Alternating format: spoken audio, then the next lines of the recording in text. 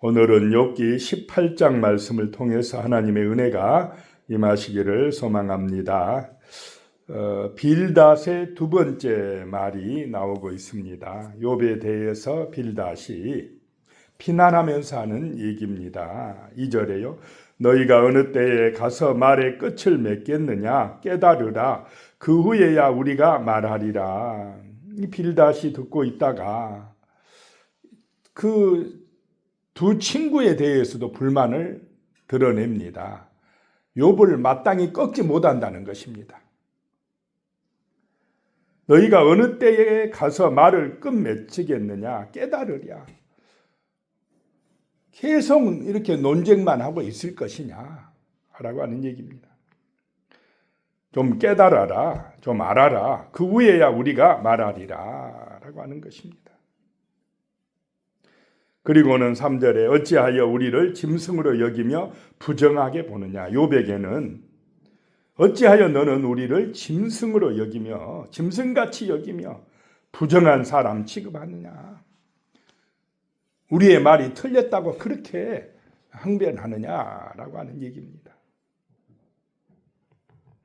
4절에 보면 울분을 터뜨리며 자기 자신을 찢는 사람아 너 때문에 땅이 버림을 받겠느냐. 바위가 그 자리에서 옮겨지겠느냐. 욥은 너무 힘들기 때문에 괴롭기 때문에 하나님 앞에서 울분을 터뜨린다. 이 말은 부르짖고 탄식하는데 그거를 너 하나님 앞에서 막 분노하고 울분을 터뜨리고 있어. 이렇게 지적을 하는 것입니다. 그러면서 자기 자신을 찢는 사람아 너 때문에 너가 뭐라고 땅이 버림을 받겠느냐. 바위가 그 자리에서 옮겨지겠느냐라고 하는 것입니다. 이런 말을 들으면서 그래도 욥이 훌륭한 것은 버텨낸다는 것입니다. 견뎌낸다는 것입니다. 그런 어려움 속에서도 누구를 떠나지 않고 있습니까? 하나님을 떠나지 않고 있다는 것입니다. 울어도 하나님 앞에서 울고 탄식하고 불만을 토로해도 하나님 앞에서 한다라고 하는 것입니다. 이것이 욥이 위대한 점입니다. 그렇게 세 친구가 비난하고 너 죄 때문이라고 그래도 거기서 참아내는 것, 이것이 욥이 잘한 것이다 라고 하는 것입니다. 자, 5절에 보면 악인의 빛은 꺼지고 그의 불꽃은 빛나지 않을 것이요. 일반적으로 이제 하는 얘기입니다. 악인들은 벌을 받을 것이다. 그런데 지금 그 악인이 누구라고 지적을 하고 있습니까? 욥 너다 그랬습니다.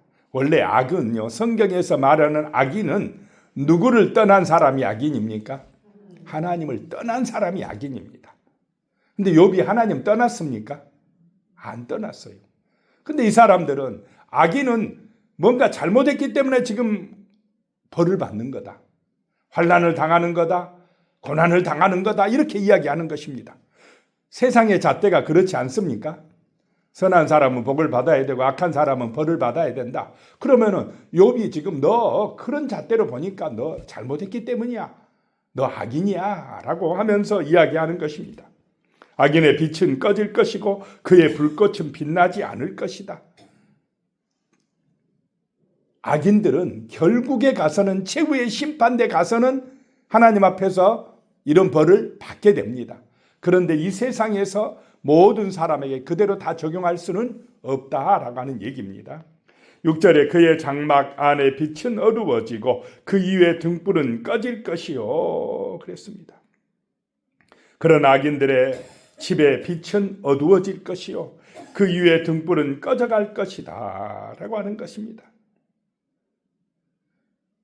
구원은 어둠에서 빛으로 가는 것입니다. 깜깜한 어둠의 세상에서 빛을 보고 오는 것이 구원입니다. 그 빛이 하나님이시다는 것입니다. 그런데 악인들은 그 빛에서 점점 어떻게 된다고요? 멀어지는 것이다 라고 하는 것입니다. 7절에 그의 활기찬 걸음이 피곤하여지고 그가 마련한 꾀에 스스로 빠질 것이니 악인들은 막 힘있게 걸어 다닌 것 같지만은 결국은 그의 걸음이 느려지고 자기가 마련한 꾀에 스스로 빠게 된다라고 하는 얘기입니다. 8절에 이는 그의 발이 그물에 빠지고 올가미에 걸려들며 정말 악인들은 그렇게 된다는 것입니다. 그런데 이 이야기를 지금 욥한테는 할 필요가 없는 얘기를 하고 있다라고 하는 것입니다. 자기의 지식을 가지고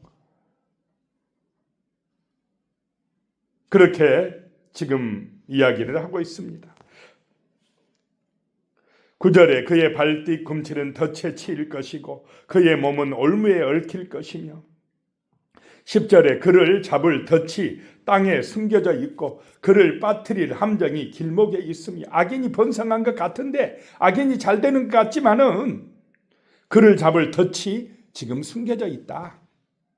그를 빠뜨릴 함정이 길목에 있다라고 하는 것입니다. 악인이 번성하는 것 같아도 어느 순간 무너지게 된다라고 하는 얘기입니다. 11절에 무서운 것이 사방에서 그를 놀라게 하고 그 뒤를 쫓아갈 것이며 그러니까 죄짓고는 뭐한다 이런 말이 있습니까? 죄짓고는 못 산다. 괜히 두려워요. 사방에서 그를 놀라게 한다는 것입니다. 그런데 하나님을 의지하면 많이 가지나 못 가지나 지위가 높으나 낮으나 어느 곳에서나 진실한 믿음이 있으면 기도하면 평안할 줄로 믿습니다. 의인이다라고 하는 것입니다. 우리가 의인인 것은 하나님의 은혜 안에 있기 때문입니다. 그분의 긍휼하심을 받았기 때문이다라고 하는 것입니다. 12절에 그의 힘은 기근으로 말미암아 쇠하고 그의 곁에는 재앙이 기다릴 것이며 악인의 힘은 뭐냐? 자기가 좋아하는 어떤 것들입니다. 우상들입니다. 돈 좋아하면 돈이 힘이 될 것이고 권세 좋아하면 권세가 힘이 될 것이고 육신의 힘, 세상의 것 그런 것을 의지하는 사람은 결국은 쇠하게 되고 재앙이 심판이 그를 기다리고 있을 것이다 라고 하는 얘기입니다. 13절에 질병이 그의 피부를 삼키리니 곧 사망의 장자가 그의 지체를 먹을 것이며 자 우리 인생이 그렇지 않습니까? 살다가 결국은 죽음의 사망의 장자 죽음의 왕이다 라고 하는 것입니다. 죽음의 왕이 우리 인생을 덮쳐옵니다. 그런데 그 죽음의 왕 재앙에서 우리를 건져주시러 이 땅에 오신 분이 누구십니까? 예수님이시다라고 하는 것입니다. 그것이 구원입니다. 인간의 힘으로는 그 사망 권세에서 우리를 건져줄 사람이 없습니다. 건져줄 지혜가 없다라고 하는 것입니다. 그런데 악인이 의인되는 것 정말 의롭다고 인정받는 것은 오직 예수 십자가의 은혜인 줄로 믿습니다. 그런데 이 지금 빌닷은 그것을 모르고 악인은 자기의 죄 때문에 벌받고 의인은 자기의 공로 때문에 인정받는다 생각합니다. 그러나 그것은 잘못이다는 것입니다. 하늘에서 내려온 하나님의 의가 우리를 새롭게 할 줄로 믿습니다. 14절에 그가 의지하던 것들이 장막에서 뽑히며 그는 공포의 왕에게 잡혀가고 여기서도 공포의 왕은 죽음의 대왕이다 라고 하는 것입니다. 인생들이 그렇다라고 하는 것입니다. 그래서 우리가 뭘 자랑하고 살겠습니까?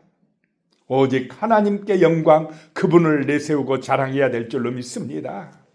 그래야 의인이다 라고 하는 것입니다.